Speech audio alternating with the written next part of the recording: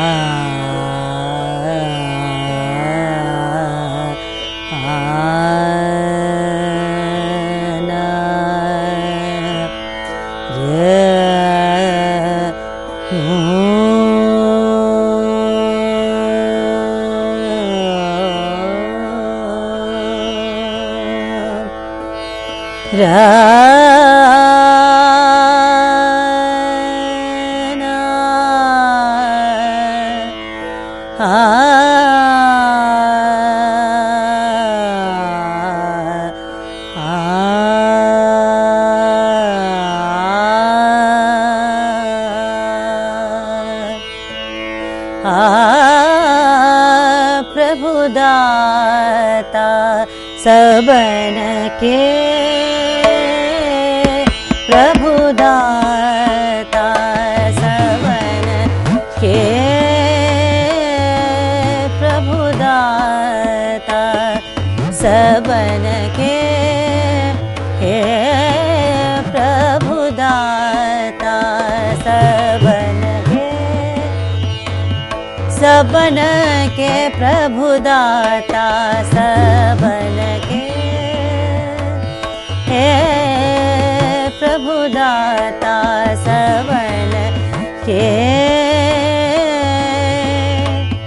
तू रटले मन घरि फल छिन, तू रटले मन घरि फल छिन, प्रभुदाता सबन के, हे प्रभुदाता सबन के,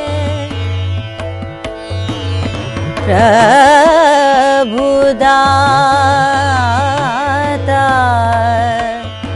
सबना के, सबना के, प्रभुदाता सबन के, सबन के, प्रभुदाता सबन के। तू रटले मन घरि फल छिन, प्रभुदाता सबन के, हे प्रभुदाता सबन के।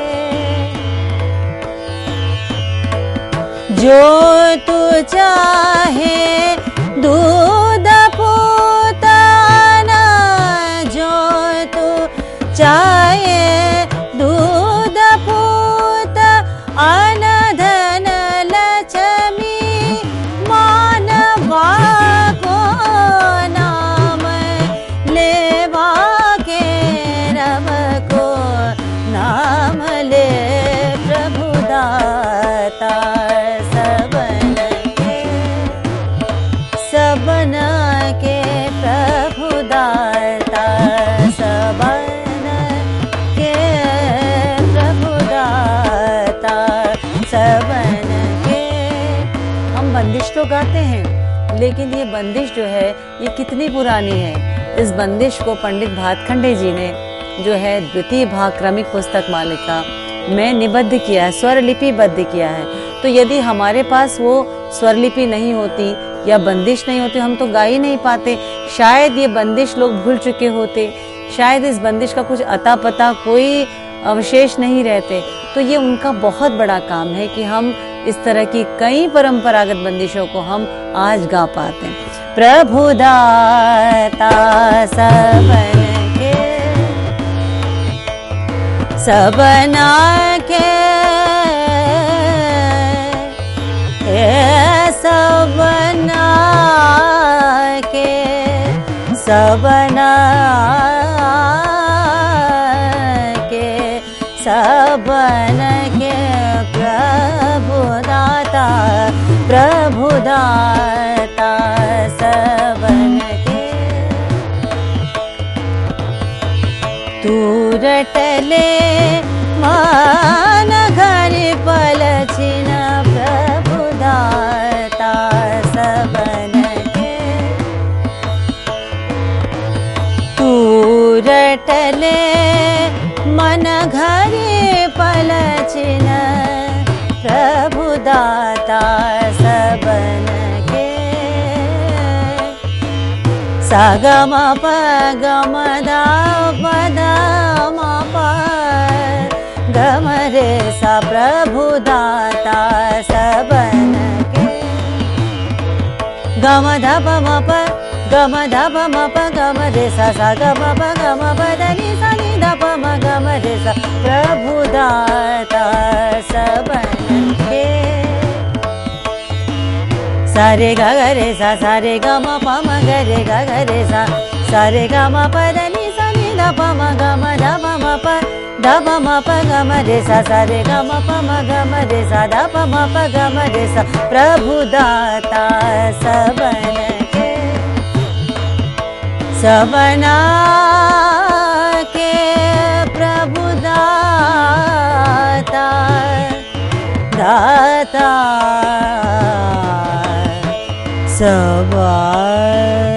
सबना के, सबना के प्रभु दाता,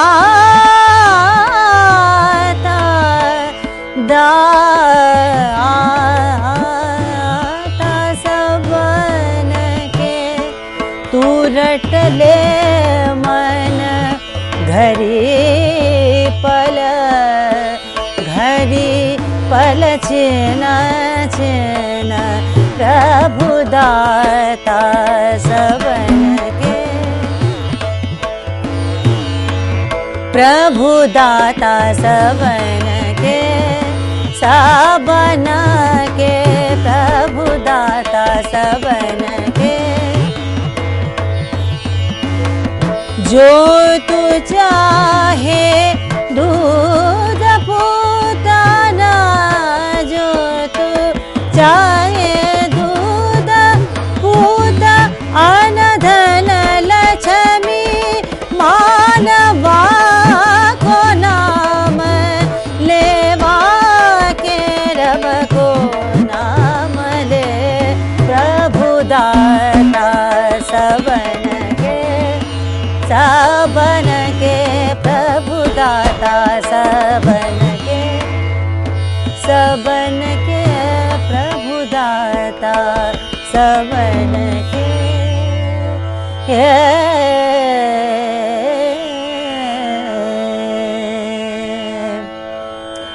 विद्यार्थी सोच रहे होंगे कि मैं इस बंदिश की बात कर रही हूँ, मैंने बंदिश को गाया, लेकिन बंदिश में जो आलाप है, जो बढ़त है, जो ताने हैं, वो कैसे गाई गई या उसमें पंडित भातखंडे जी का क्या योगदान है।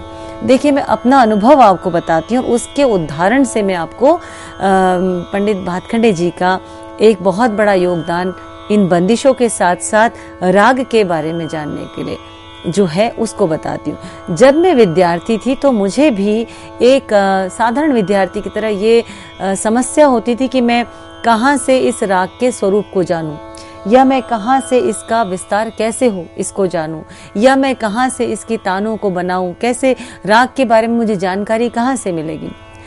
पंडित भातखंडे जी ने अपनी पुस्तकों में, विशेषकर क्रमिक पुस्तक मालिका या श्री मल्ल लक्ष्य संगीतम की बात करें, इन पुस्तकों में पंडित जी ने राग के बारे में बंदिशों का संग्रह तो दिया है, साथ ही साथ हर राग से पहले राग के बारे में पूरा विवरण या पूरा विस्तार बताया है कि राग कौन से थाट से है, कौन सी जाति का है, क्या स्वर संगतियां हैं, क्या नहीं लेने चाहिए, कौन से वर्जित स्वर है, कौन सा विवादी स्वर है, कौन सी स्वर संगति बहुत खास है, या किसी किसी राग में यदि मध्यम प्रबल है तो षडज मध्यम पर तानपुरा जो है वो मिलाया जाएगा, उससे गाया जाएगा। और राग का आरोह अवरोह, राग की पकड़ जो है वो उन्होंने बताई है।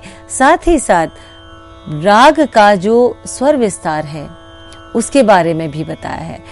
ये क्रमिक पुस्तक मालिका में भी बहुत अच्छे तरीके से बताया गया कि उसमें जो राग की जो बंदिशें बताई गई हैं उसका पीछे जो है उन्होंने राग का स्वर विस्तार बताया है। इस स्वर विस्तार में मंद्र से लेकर ताड़ सप्तक तक कैसे विस्तार किया जाता है ये पूरा उसमें खाका जो है वो दिया है। इस स्वर विस्तार के दौरान जो है उसके आगे के भागों में उन्होंने स्वर संगतियां इस प्रकार दी कि वो तानों का काम करती हैं। वो ताने कैसे या पलटे कैसे बनाई जाती है, यदि इसको गा लिया जाए तो बहुत आसान हो जाता है कि आप अपनी पलटे या अपनी तानों का भी आप अभ्यास कर सकें। तो ये सब विद्यार्थी जीवन में एक जिज्ञासु के तौर पर जब इन पुस्तकों को मैंने पढ़ा, इनसे मैंने बहुत सी चीज़ें मुझे प्राप्त हुई, तो मैं उसको आपके साथ साझा कर रही हूँ कि आप भी इन पुस्तकों को देखिए जहाँ पर सिर्फ बंदिश ही नहीं बल्कि राग के बारे में पूरी चीज़ें दी हैं। और इन बंदिशों में जो स्वरलिपिबद्ध की गई हैं, यानी उसकी नोटेशन जो दी गई है, उस नोटेशन से भी पता चलता है कि कौन सा स्वर कैसे प्रयोग होता है, कर्ण स्वर कैसे लगेगा, कौन से स्वर को हम गाते हुए मींड़ लेते हुए आएंगे, या कहाँ पर जो है आंदोलन होगा। ये सब चीज़ें जो हैं उस उनकी बंदिशों में जो है संग्रहित है, जो कि उन्होंने विभिन्न यात्राओं में जो अपना लोगों से मिले, विद्वानों से मिले, उनसे जो उन्होंने कलेक्शन किया और उसको जो उन्होंने पेन डाउन किया, या हम कहें कि उन्होंने अपनी डायरी में लिखा, तो ये एक ऐसा व्यक्ति ही कर सकता है जिस पर ईश्वर की असीम अनुकंपा है। तभी हम कहें कि माँ सरस्वती का उनको वरदान था कि वो इतनी तीक्ष्ण और तीव्र बुद्धि के थे कि वो सुनकर उसको स्वरलिपिबद्ध कर लेते थे और उसको उन्होंने पूरी तरह से संग्रहित किया। अब साथ ही साथ जो है उन्होंने 1907 में वो फिर से दक्षिण की तरफ गए और दक्षिण पूर्व की तरफ भी वे गए, जहाँ पर उन्होंने विजयनगरम और हैदराबाद, उसके बाद जगन्नाथपुरी और साथ ही साथ उन्होंने नागपुर और उसके बाद कलकत्ते जैसे शहरों की जो है उन्होंने यात्राएं की। और यहाँ पर उन्होंने जितने भी उन्हें कलाकार मिले, जितने उन्हें विद्वान मिले, उन सब से उन्होंने जो है बड़े एक याचक की तरह कहें या हम कहें कि एक पिपासा जिसको होती है, ज्ञान पिपासा जो होती है, उसकी तरह उन्होंने जो है बड़े आदर भाव के साथ जो है उनको सम्मानित रूप से उनको सम्मान देते हुए उनसे ज्ञान अर्जित किया। और ये इस यात्रा को उन्होंने आगे कंटिन्यू रखा। 1908 में उन्होंने मध्य प्रदेश जो है वहाँ की उन्होंने यात्रा की और इसके साथ साथ उत्तर प्रदेश की भी उन्होंने यात्राएं की, जहाँ पर कि जैसे मैंने कहा कि इन यात्राओं का निचोड़ जो है वो उनकी पुस्तकों में मिलता है।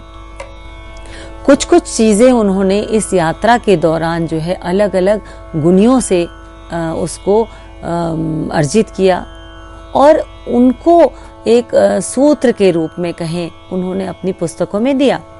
जैसे कि राग भीमपलासी की चर्चा करते हुए उन्होंने जो कुछ भी उनको पता चला कि राग भीमपलासी कैसा होता है, उसका स्वरूप क्या है, उसकी बंदिशें सब, उसके साथ साथ ऐसी भी चर्चाएं उन्होंने अपनी पुस्तकों में किया है जो कि शास्त्र पक्ष को आगे लेकर आती हैं।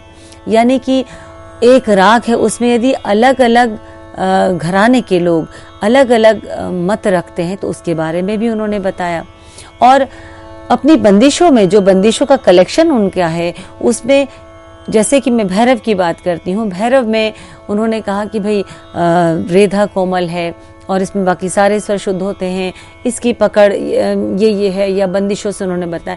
कहीं कहीं पे कुछ ऐसी बंदिशें भी उन्होंने बताई जहाँ पर कि जो स्वर विवादी के रूप में प्रयोग होता है उसका भी उन्होंने उदाहरण दिया। जैसे हम एक बंदिश गाते हैं जिसमें कि आप देखिए कहीं कहीं पर कोमलनी का भी प्रयोग हुआ है। राग भैरव की बात करें तो ये विद्यार्थी कहेंगे कोमलनी का प्रयोग क्यों हुआ है, ये कोमलनी का प्रयोग होते तो कहीं ना कहीं रामकली राग की सी छाया आती है। तो ये बंदिशें उन्होंने संग्रहित करके बताई, इसीलिए कि उसमें ये स्वर एक विवादी के रूप में आता है। विवादी का अर्थ होता है कि ऐसा स्वर जो विवाद पैदा करे, यानी जिसके लगते ही राग जो है कुछ और दिखने लगे। लेकिन विवादी स्वर को एक ब्यूटी स्पॉट की तरह कभी कभी कलाकार लोग जो है वो किया करते हैं या किया करते थे, जो कि बंदिश की खूबसूरती को बढ़ाता है। जैसे भैरव की इस बंदिश के बाद मैं आपको एक भैरव की एक बंदिश, शायद मैं पहले भी गा चुकी हूँ, उस बंदिश में एक इस तरह का उदाहरण देती हूँ।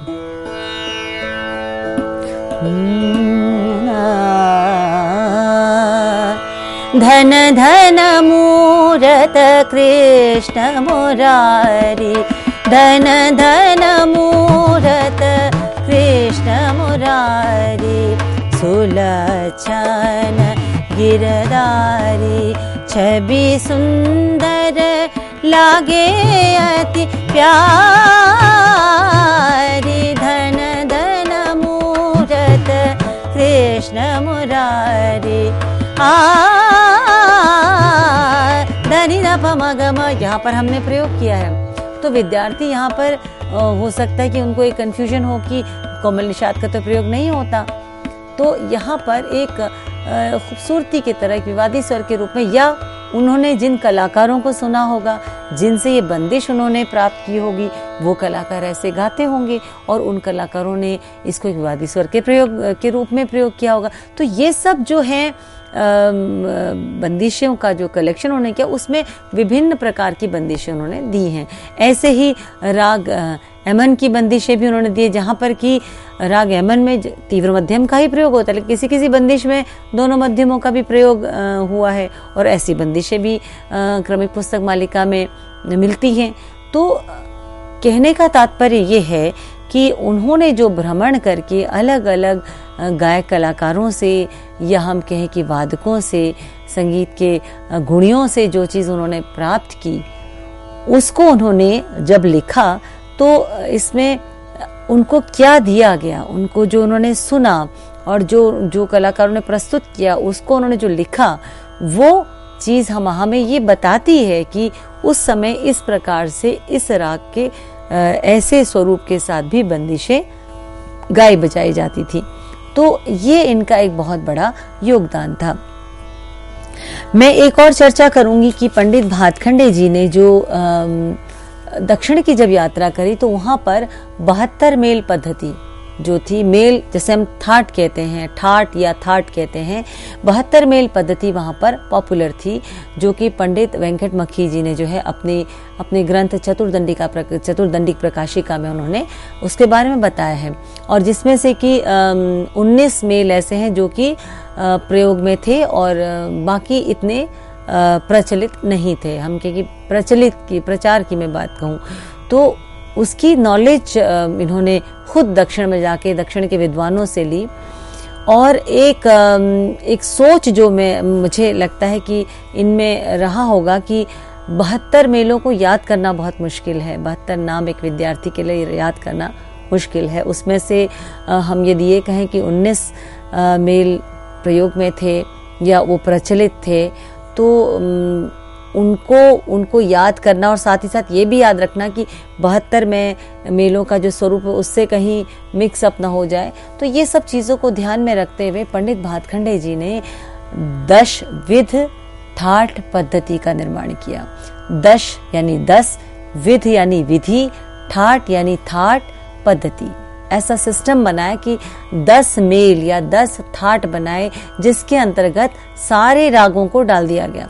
अब 10 तो हम अपनी उंगलियों में 10 ठाट याद कर सकते हैं, इन 10 थाटों के अंतर्गत उन्होंने जितने भी हिंदुस्तानी शास्त्रीय संगीत में राग पॉपुलर थे वो इन थाटों में उन्होंने उनको डिवाइड कर दिया। जैसे उदाहरण के तौर पे मैं कहूँ कि भारत में जो प्रांत हैं उन प्रांतों की जब स्थापना रही होगी तो ये एक मुख्य मुद्दा देखा गया होगा कि कॉमन क्या है, कि वहाँ की भाषा, वहाँ की संस्कृति, वहाँ का खान पान, वहाँ का कल्चर, वहाँ के रीति रिवाज, वहाँ का समाज का रहने का एक तरीका, वो जहाँ एक जैसा दिखा उसको एक प्रांत में डाल दिया गया, दूसरी तरह का दिखा तो दूसरे प्रांत में डाल दिया गया।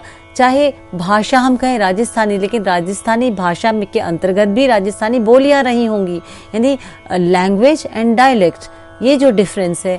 लेकिन पूरे रूप से उसको हमने कह दिया कि ये राजस्थान है। तो ऐसे ही रागों के थाट बना दिए उन्होंने, 10 प्रकार के थाट, और इन थाटों का नाम उन्होंने उस राग के आधार पर दे दिया जिसकी जो लक्षण है वो सबसे ज्यादा इन थाटों से मिलते हैं। जैसे कि भैरव राग में ऋषभ धैवत कोमल है, तो ठाट भैरव जो है उसका स्वरूप ही ऋषभ धैवत कोमल, यानी थाट में 7 स्वर और ऋषभ धैवत कोमल। तो ये जो लक्षण है ये किस में दिखे? इसमें राग भैरव में दिखे, इसलिए उसको राग भैरव के नाम से ही ठाट भैरव कह दिया गया और इस राग को आश्रय राग कहा गया। तो ऐसे 10 प्रकार के थाटों को उन्होंने बनाया और इस विधि से उन्होंने सभी रागों का जो है वो विभाजन किया, classification of ragas into 10 thaat पद्धति। तो ये जो सिस्टम था इसको पंडित भातखंडे जी ही लेकर आए और आज के हम व्याख्यान को यहीं पर विराम देते हैं। कल हम और कुछ चर्चा करेंगे इन थाटों के बारे में, रागों के स्वरूप के बारे में और पंडित भातखंडे जी के जो योगदान है उसके और पहलुओं पर हम जो है आपको बताएंगे। नमस्कार।